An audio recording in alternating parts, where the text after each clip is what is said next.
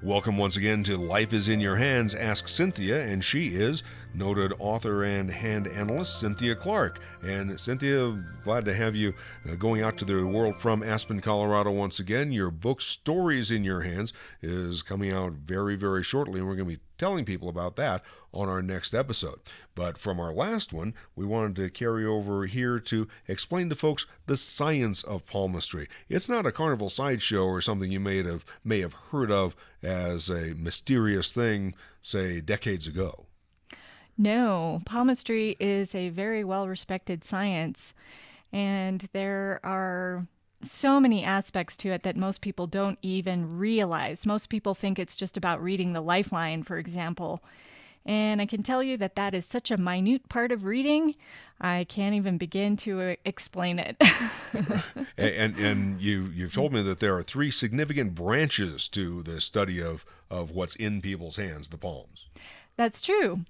So the fingerprints, also known as dermatoglyphics, derma meaning skin, glyphics meaning ridges, represent the permanent aspect of palmistry, forming 5 months before you're born, and they are your soul imprint, representing your life purpose and your soul's journey.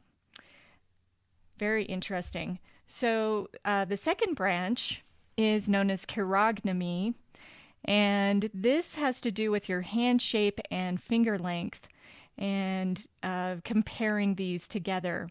And this forms by the time you're about 6 years old, when your personality is really emerging, and it will affect you throughout the rest of your life.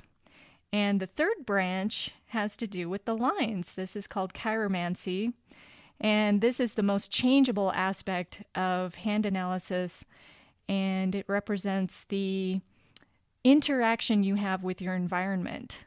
So if you change your thoughts, if you change the way you do things, it will reflect in your palm through the lines. So while your fingerprints don't change, a lot of this about your palms can. And of course, we know that law enforcement has used fingerprints as scientific for certain evidence for like a century. So it seems to me that there would be a lot of science to go with everything that you just talked about with the three branches. Absolutely. Most people just haven't heard of these studies because they are somewhat esoteric. But there was a study done by the British Cancer Society on prostate cancer risk, and it was compared with finger length. And what they determined was that if you're a man and your ring finger is actually on the shorter side and you've got a longer index finger, your risk of prostate cancer went down. So that was an interesting study, and they've done tons of other studies over the years as well. Other things that study of the hands can reveal are maybe blood pressure problems, maybe thyroid gland conditions, things like that. Yeah, absolutely. Physical issues definitely show up in the hands, as well as psychological issues.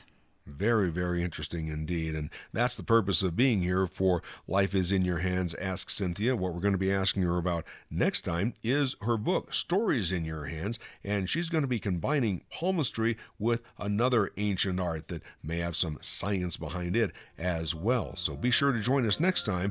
And in the meantime, take a look at Cynthia's website, worldofhands.com. And we'll be back with that next episode very, very soon right here.